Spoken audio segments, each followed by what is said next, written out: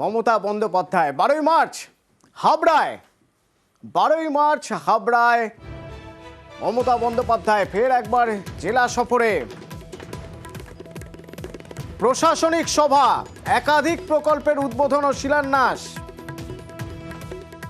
সোমরাজ প্রতিনিধি আমার সঙ্গে রয়েছেন। সোমরাজ, হাবড়া অত্যন্ত গুরুত্বপূর্ণভাবে ভোটের আগেই হাবড়া সফর তাৎপর্যপূর্ণ মমতা বন্দ্যোপাধ্যায়ের ক্ষেত্রে, তার কারণ জ্যোতিপ্রিয় মল্লিক ফ্যাক্টর।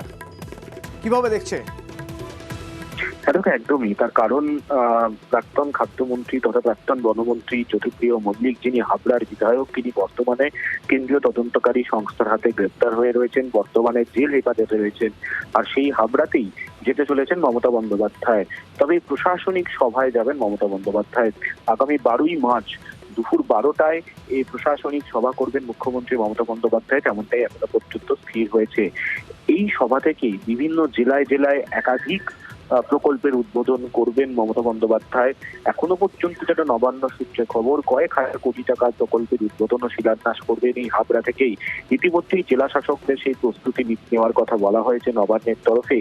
বিভিন্ন দপ্তরের যে বকেয়া যে প্রকল্পগুলি রয়েছে সেই প্রকল্পগুলির রিপোর্টও নবান্নের তরফে চাওয়া হয়েছে এবং সেই প্রকল্পগুলিরও উদ্বোধন মমতা বন্দ্যোপাধ্যায় করবেন বলেই জানা যাচ্ছে।